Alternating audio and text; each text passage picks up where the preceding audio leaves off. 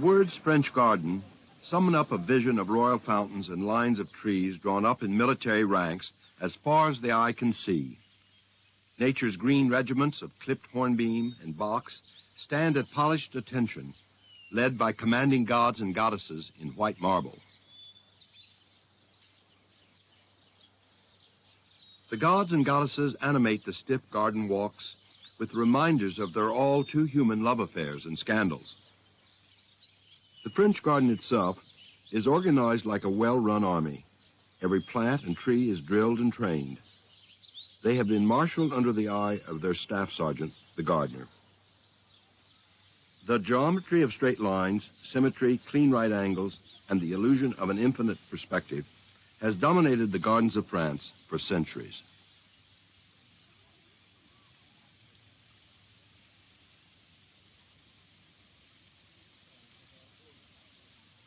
The French didn't need Louis XIV or his gardener, André Lenotre, to teach them how to garden. Long before Versailles, there was already a sturdy, earthy, efficient tradition of French gardening. For all their military discipline, the plants in early French gardens were quite democratic. Cabbages grew next to roses, and artichokes punctuated beds of flowers. There is no reason why they shouldn't mix. Democracy in the plant kingdom didn't have to wait for a revolution as far as the French gardener was concerned. Liberty, equality, and fraternity was rampant long before 1789.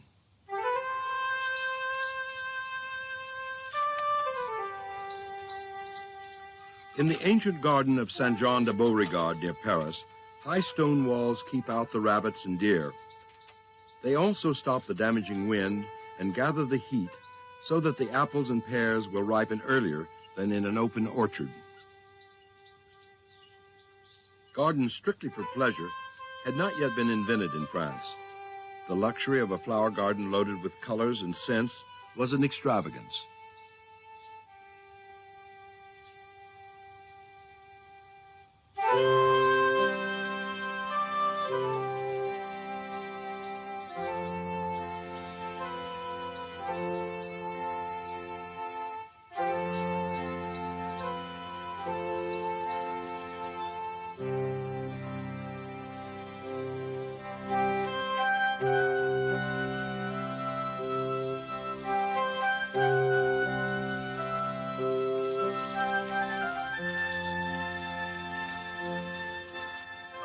The vegetable kingdom has its own rustic beauty.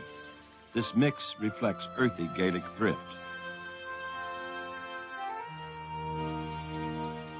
The best cooking has always rested ultimately on the quality of the produce involved. This has never been in doubt in France, where skill in the kitchen relates directly to expertise in cultivating leeks and cauliflower. The French still value the subtle differences of produce grown in different soils.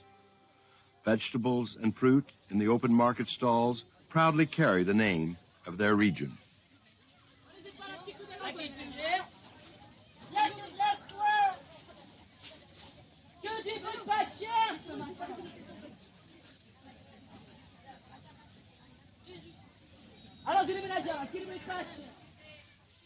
The French have instinctively cultivated the civilizing professions: cooking, writing, painting, dancing, and gardening. By the 17th century, these French arts, and particularly the French garden, dominated all of Europe. The kings of France believed that gardening on the grand scale was a royal obligation, something they learned during their many invasions of Italy. They had also read descriptions of royal gardens of ancient Rome and Persia. The French garden became a splendid place of privilege. There, the king could entertain and impress his guests on a scale that a mere palace could not accommodate.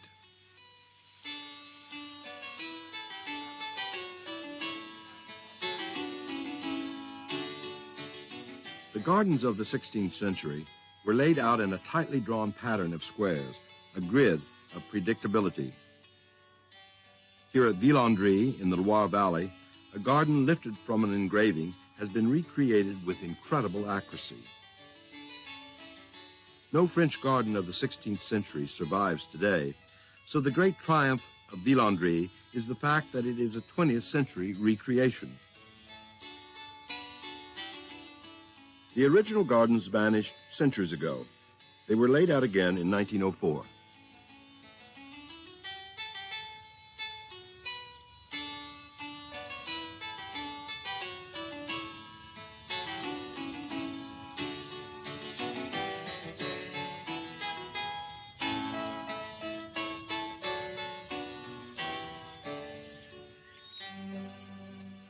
By the 17th century, the French garden was a tool of power politics.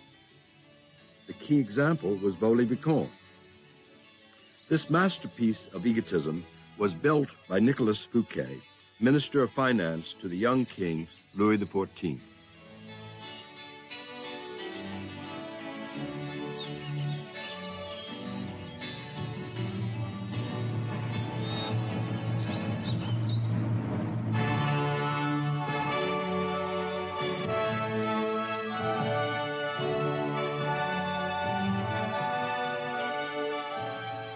Nicolas Fouquet was at the height of his power when his chateau and garden were completed in 1661.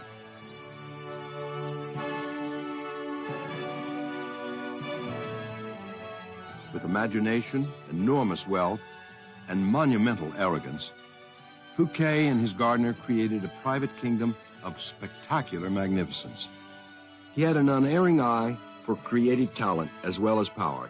So he hired Louis Lebeau as his architect, Charles Lebrun as his painter, and a rising landscape gardener, André Lenotre, to lay out his garden.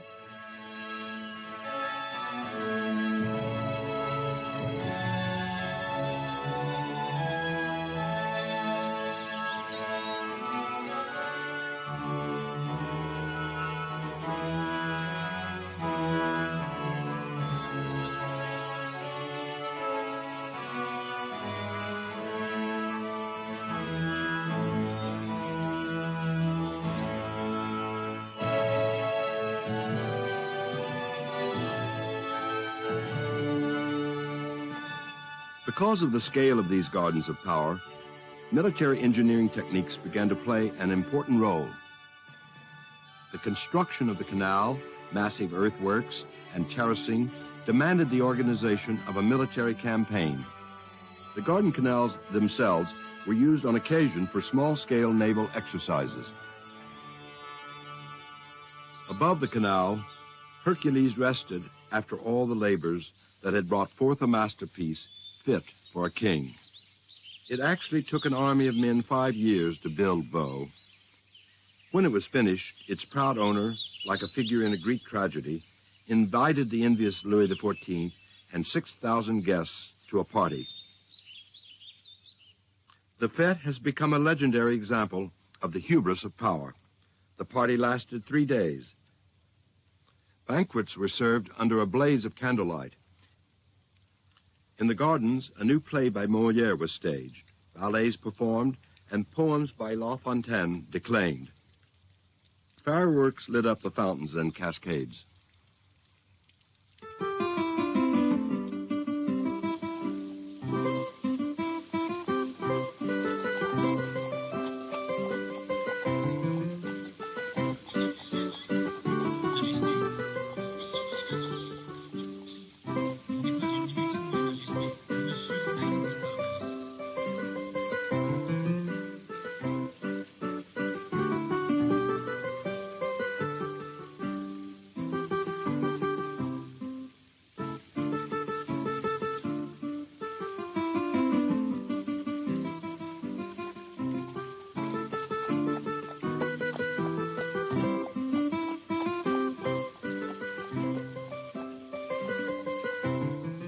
As the drama unfolded before the court and guests, the young king realized such overweening ambition could not be countenanced.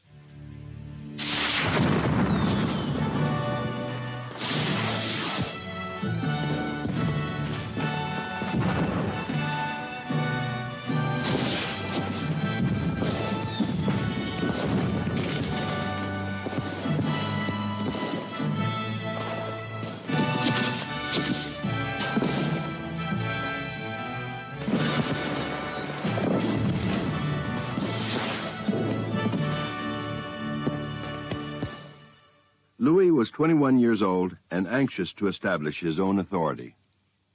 2 weeks after the party, Fouquet was arrested. He had only enjoyed Vaux for 6 months. He was imprisoned in a fortress for the rest of his life. His estate was dismantled. His garden sculpture, his 1,000 orange trees, his painter, architect, and gardener were all carted off to the king's little hunting lodge called Versailles. The statue of Hercules was taken to decorate the garden of Colbert, the new power behind the young king. It was Colbert who engineered Fouquet's downfall. But from then on, the king made sure that no other place would rival his own, the magnificent folly he was building at Versailles, just outside Paris. That garden and its palace became the seat of government for 100 years, until a later king was physically removed from them in the French Revolution.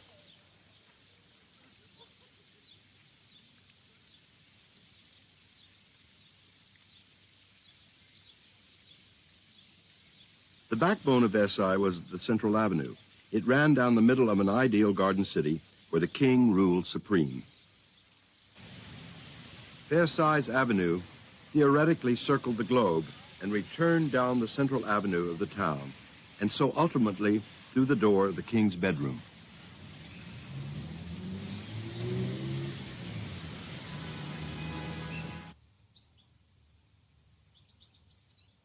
By 1670, 3,000 people were living and working at Versailles. Vegetables and fruit had to be produced for the vast royal kitchens. The great greenhouse built below the garden terrace supplied the king's table with oranges and other delicacies that needed protection from the cold.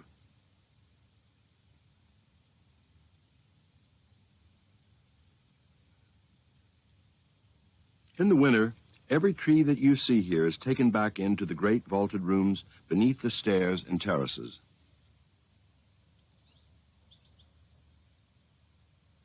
Also within easy distance of the palace kitchens were the vegetable gardens, supplying the daily needs of king and court. The gardener La Quintanille, standing in the middle of the king's kitchen garden, like Lenotre, got his start at Vaux-le-Vicomte. He was brought to the king's garden along with 200 fruit trees from Fouquet's gardens. Versailles was an application of rigorous geometry to traditional forms. The pattern of these espaliered fruit trees has been around since the Middle Ages.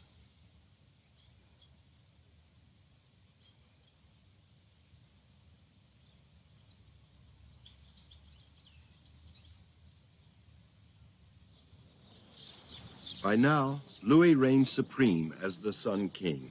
His palace and gardens grew until they exceeded anything that had been seen before. They overawed the rival monarchs of Europe. Yet without the animation of people and gushing water, Lenotre's gardens can seem arbitrary, forbidding. At an early stage, the king also understood that the extravagant use of water for display was a new symbol of royal power.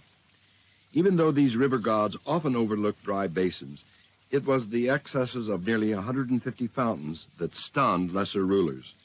They could not compete in the hydraulic engineering race. As the garden expanded with the king's power, the number of fountains grew. Supplying them was a constant problem. Versailles was always running out of water. The king's army tried to divert an entire river here at Maintenon.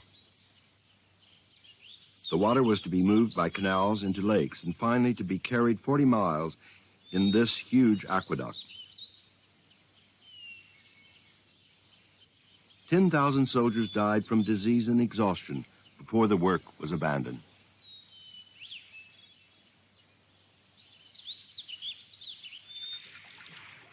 When this scheme failed, engineers invented a complicated pumping machine to lift the water from the River Seine. The water was carried from the river at Marly by aqueduct and canal, 5 miles, to be stored in this reservoir on the roof of the palace. Once again, the hand of the army engineer was an important part of garden technology.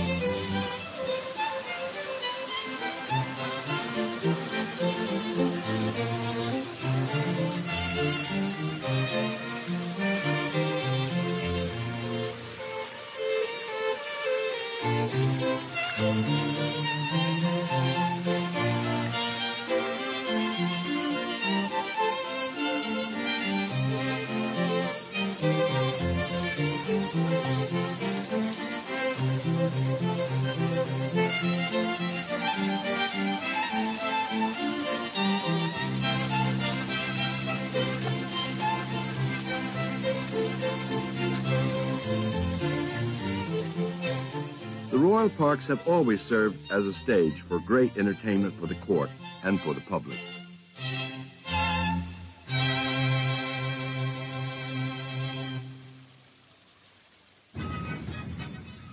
No matter how grand the gardens of Versailles and the king's other parks in Paris, the Luxembourg and the Tuileries, however royal they might be, they also belong to every Frenchman. When the King of France once tried to close the garden of the Tuileries to the public in 1690, he nearly started the revolution 100 years early. The huge scale of the gardens of the Tuileries was in order to stage large royal entertainments. Before Versailles was completed, Louis XIV, still a young king, staged a great horse ballet in the garden. It was only a few hundred yards from this summer carnival.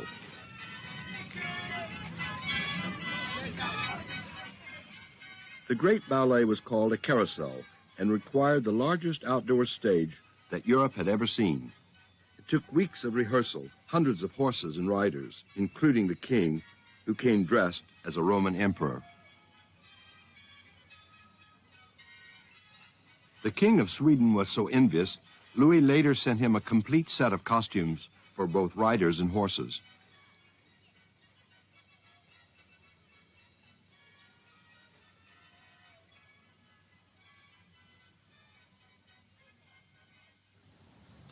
When Charles de Gaulle said that France is not France without grandeur, he was no doubt thinking of the royal parks.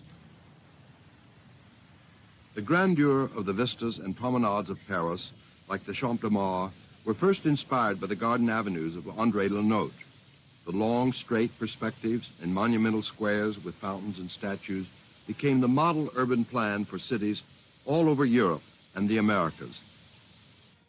From St. Petersburg to Washington, these avenues of power became the stage set for official pomp and display.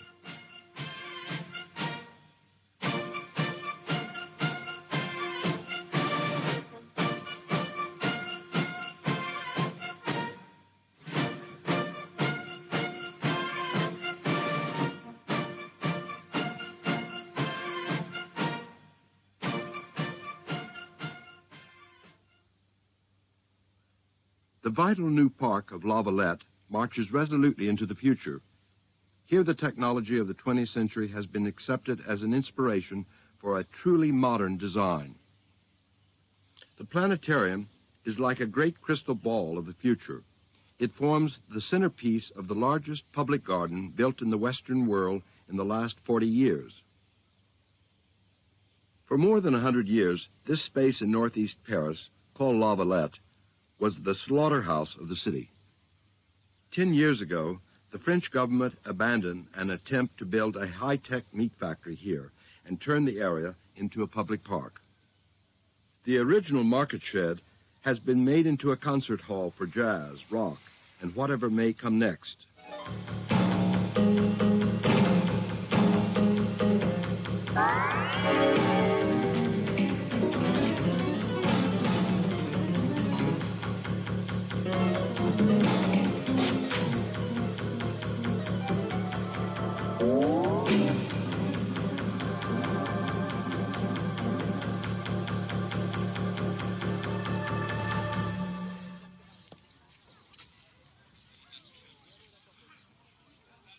Unlike the great gardens of the past, La Valette no longer focuses on a king, a court, or even a middle class. It's for all Parisians.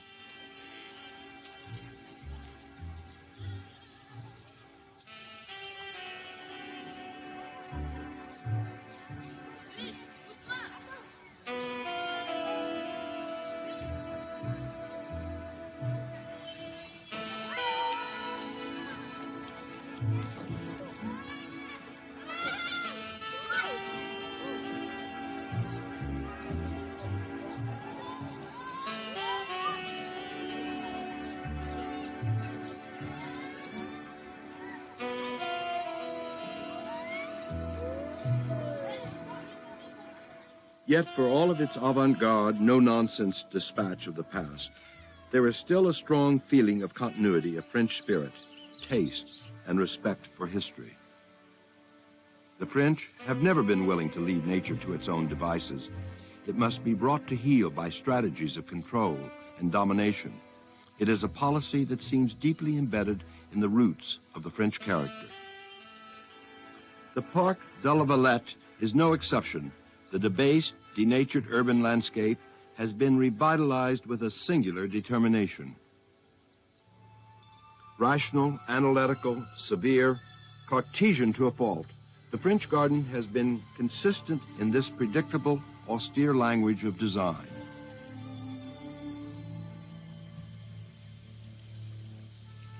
In the hands of great artists, nature responds and shines in willing servitude, always speaking in perfect French.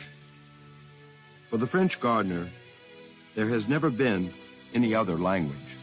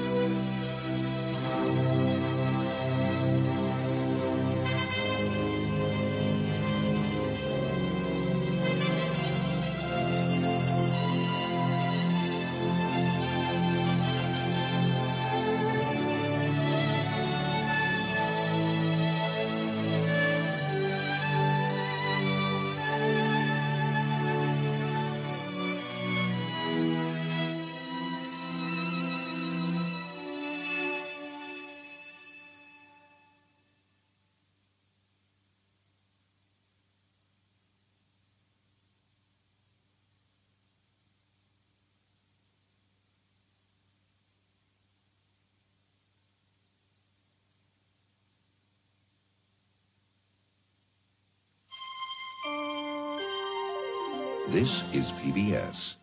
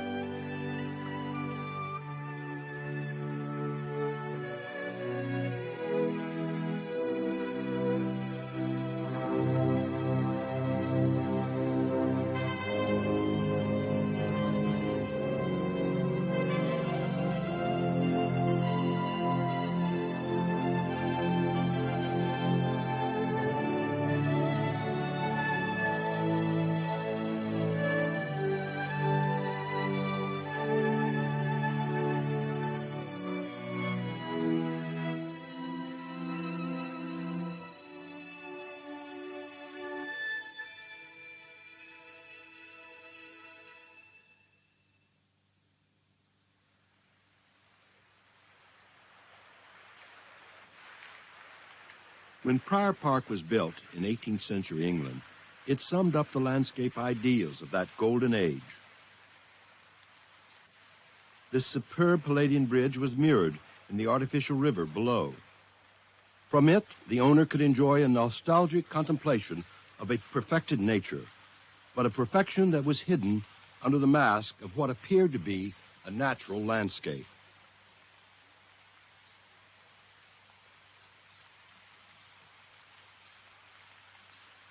The hillside gave the illusion that it was shaped by the ancient environment, and the artfully planted trees grew in seemingly natural clumps. Even before Prior Park and its ideal landscape had a chance to ripen with age, the dark, unpredictable forces of the Industrial Revolution made this Arcadian world obsolete. There was a shift in the attitude towards nature itself, and the environment would never be the same again.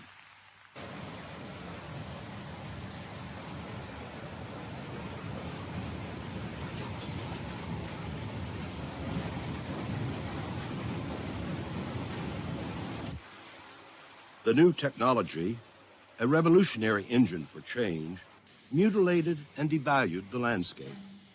Above all else, technology defined the 19th century.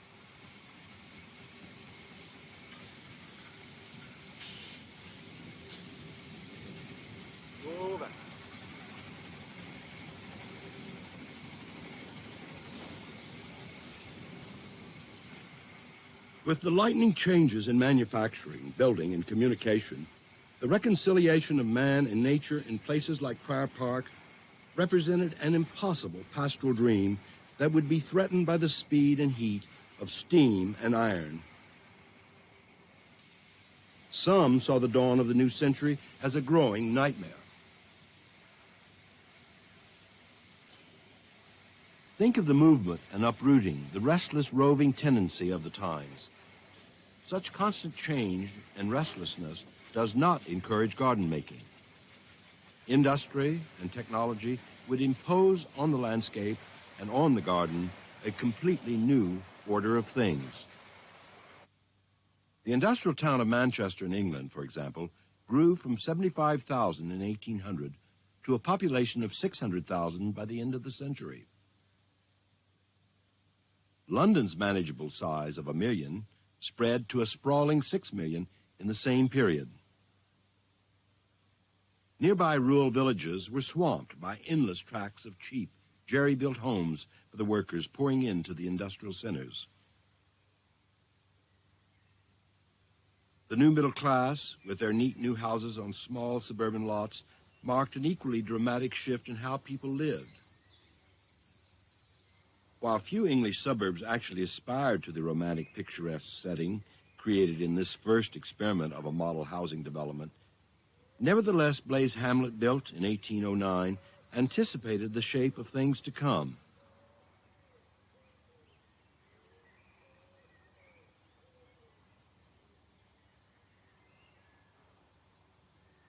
Just as developers continue to create nostalgic houses surrounded by never-never gardens of bygone days, so the architect John Nash divined the human desire to return to the past in times of change and upheaval.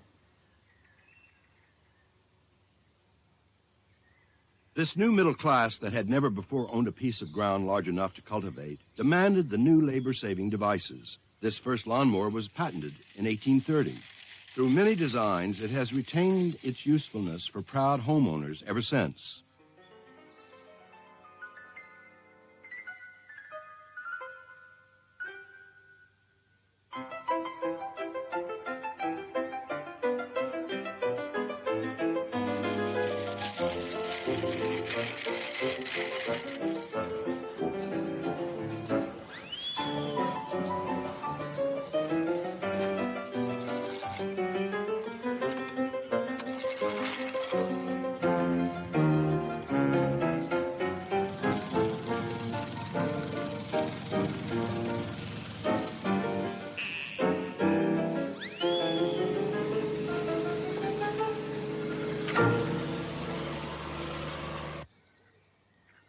The coming of the railroad and the steamship also helped to transform the garden. Plants from remote, exotic places could be rushed to the spectacular parks being built from one end of the country to the other. Full-grown trees could be moved and replanted with the help of all kinds of new engineering devices. The native grass snake suddenly found itself living in exotic shrubs that had recently arrived from remote corners of the earth. Plant hunters followed the course of empire. Pampas grass came from New Zealand, rhododendrons from the Himalayas, ferns from Malaya, palms from Madagascar, Australia, and South America.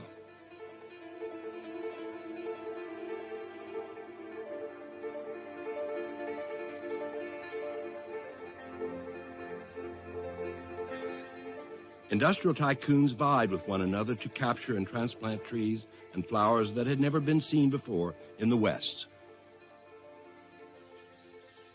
These new gardens would be decorated by the new cast iron sculpture, but they were made possible by another use of iron, scientifically designed plant houses.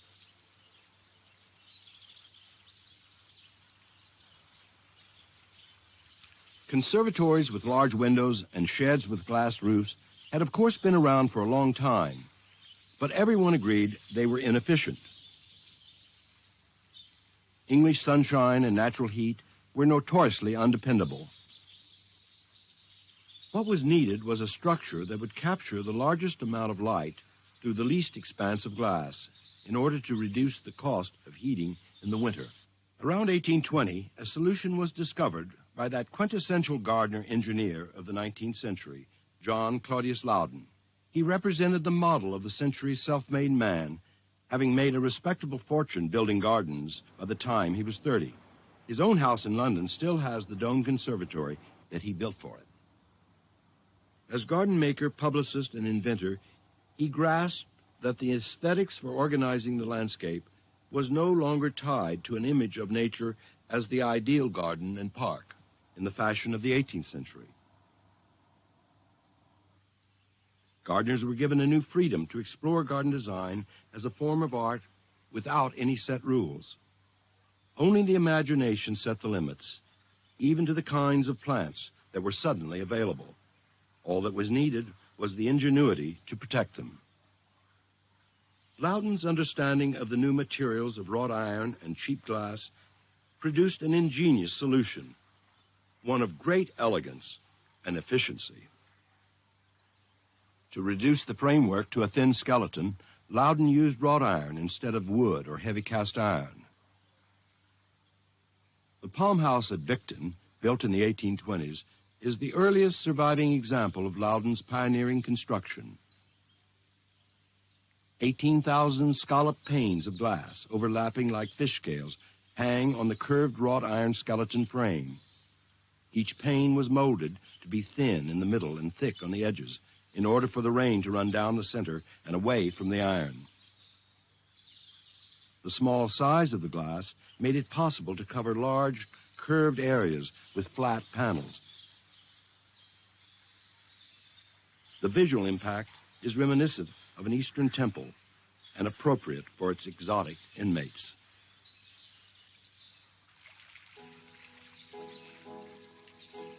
Outside the Palm House, the geometric flower beds sunk into the grass, planted with thousands of tender plants that can only survive in the summer, express the exuberant, unbridled taste for strong colors that was the mark of the Victorians.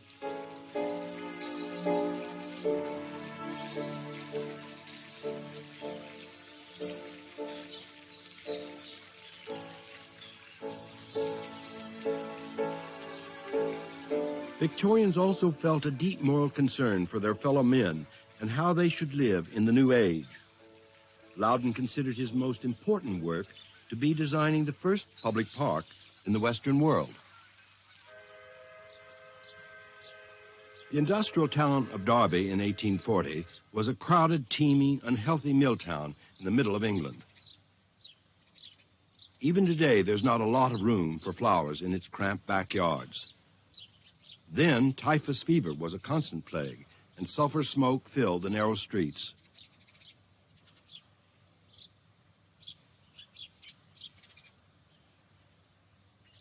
Work in the mills gave little time for hobbies or pets.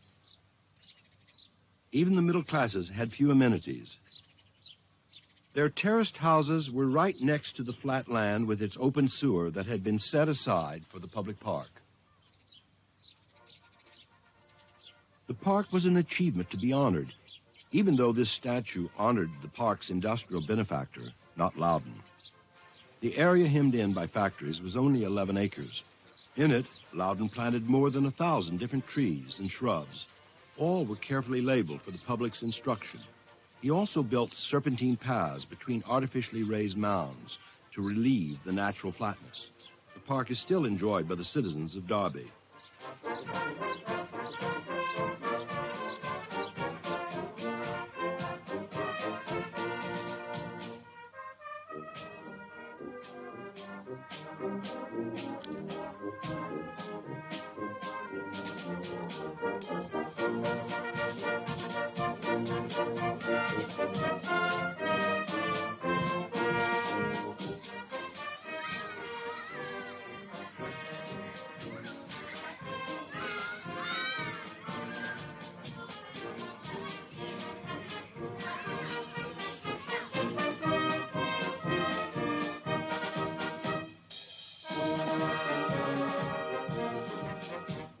Loudon saw the public park as a complete family recreation center.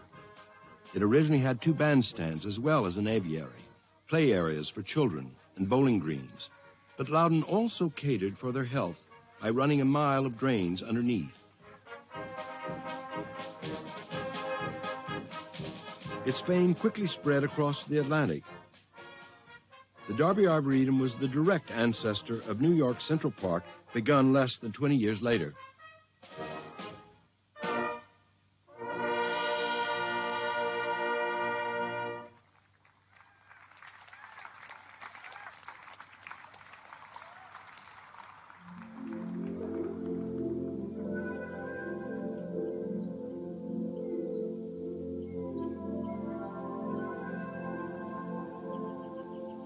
About the time the Derby Arboretum was building, some 50 years after the American Revolution, people on both sides of the Atlantic still believed John Locke's words that in the beginning all the world was America.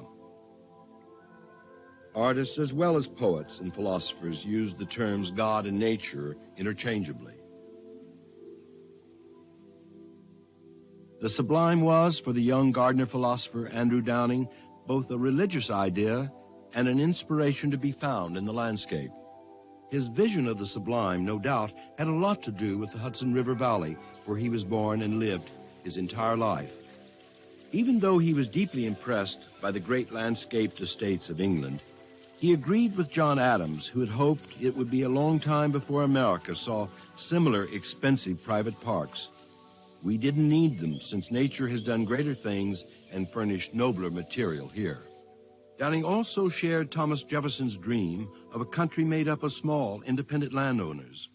Downing's mission was to encourage a growing taste for what he called elegant rural improvements designed for the masses.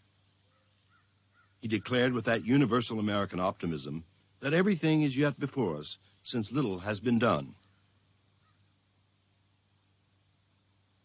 Later in the century, the federal government encouraged Downing's ideas of rural gardening by shipping seeds, plants, and orchard trees free of charge through the nation's postal service. When smiling lawns and tasteful cottages appeared, it was hoped order and culture would be firmly established.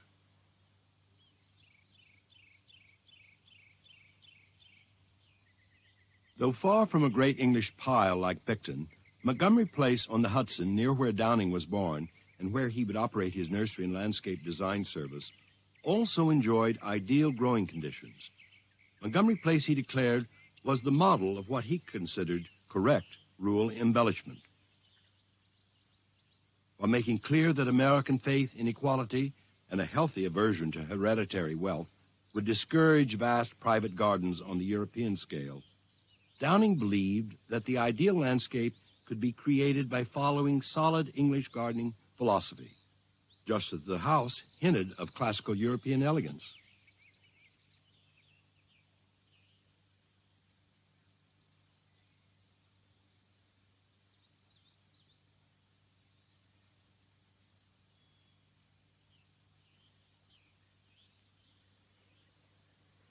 Downing's love of the natural, even wild countryside took priority over the well-manicured grounds near the house.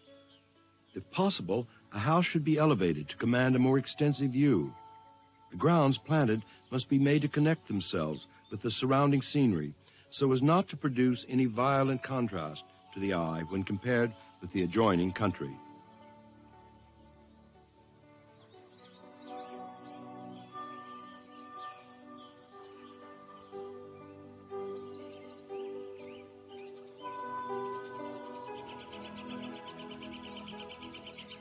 Like his English friend Loudon, Downing wrote widely on the need to improve the landscape in a changing world, and he acted on his ideas, bringing over to Montgomery Place new trees like this Osage orange that had actually come from the western plains, first explored by Lewis and Clark at the beginning of the century.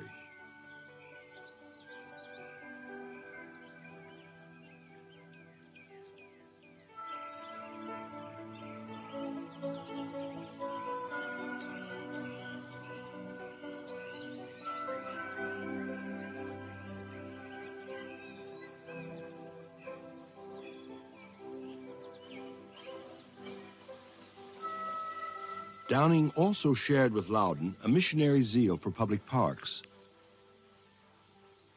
He made a special visit to the Derby Arboretum when he toured England. But the young American gardener's brief, brilliant career was cut short at the age of 37. He was on his way to Washington to landscape the nation's gardens around the capital when his steamboat blew up in the Hudson River.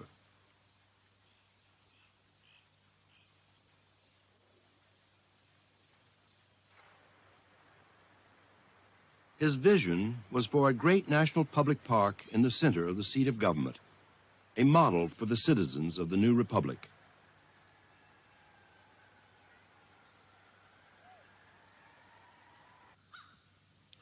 Before there were any public parks in America, cemeteries like Mount Auburn in Boston first introduced the idea of a picturesque rural setting within the city.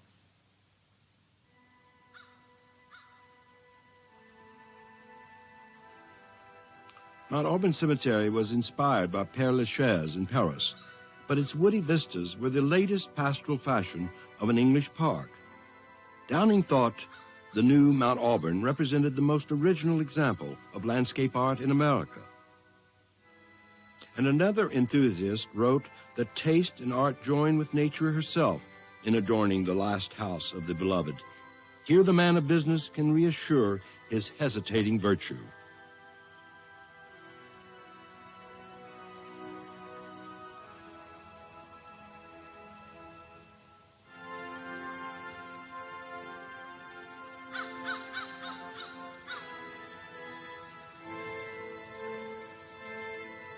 One Boston preacher saw the peace and beauty of Mount Auburn contradicting his own vision of the hereafter, where hell was the only alternative to paradise.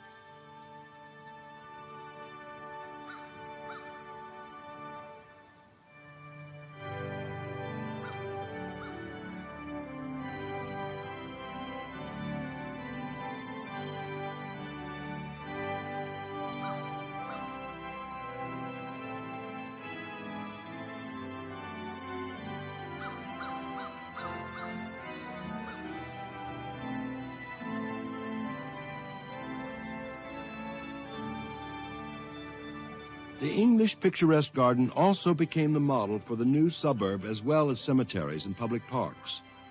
The aim was good design and idealized perfection, an illusion that is still pursued in the search for the good life. As the century progressed, parks were needed to offset the alarming spread of overcrowded and unhealthy cities. Public spaces like Central Park not only served as a lung for healthy air, but were intended to mitigate the growing visible divisions between the very rich and the poor who lived in the cities. Public parks, Downing declared, would preserve democratic institutions from the arid desert of business dissipation. Central Park's designer, Frederick Olmsted, like Downing, had taken himself to England, and the mature, dreamlike parks and countryside became his lifelong ideal landscape. He envisioned a world where Jefferson's old-fashioned Republican virtues of honor and independence might flourish in a changing world on this side of the Atlantic.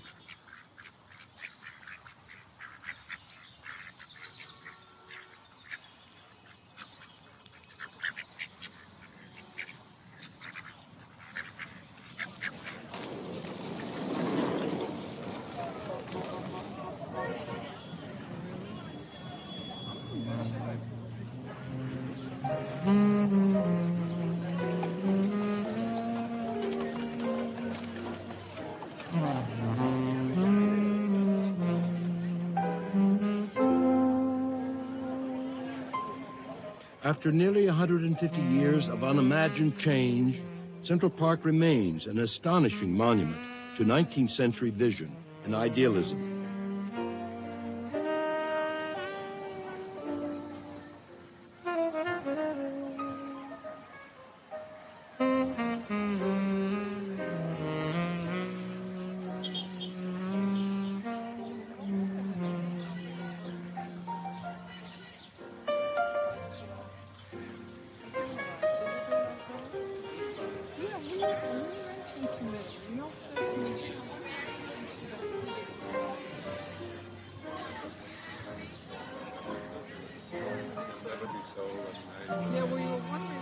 It seems an entirely appropriate place in which to dedicate an area to the memory of John Lennon.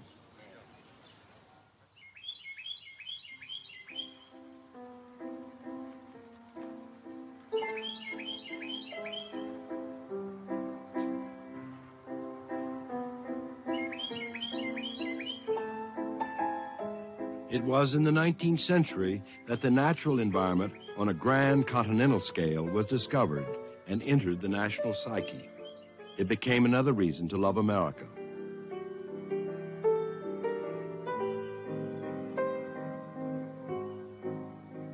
Something of this romantic American idealism can be felt at Olana, the Hudson Valley estate of the landscape painter Frederick Church.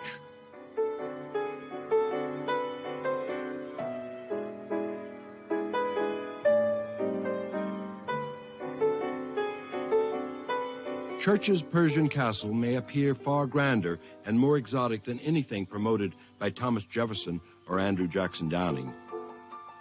Yet Church's celebration of the sweeping views stretching to the horizon is a uniquely American expression of the ideal relation between man and nature.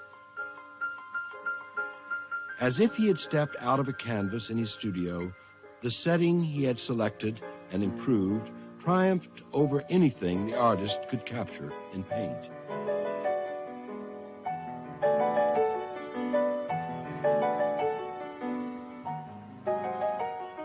Church, like his friend Frederick Olmsted, tried to avoid the growing war on nature that the new technology had declared.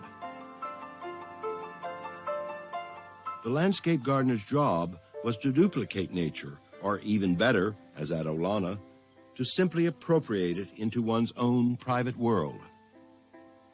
At Olana, as at Prior Park, nature continued to be seen through the misty glow of nostalgic contemplation, an illusion of an armistice in the growing battle between man and his environment.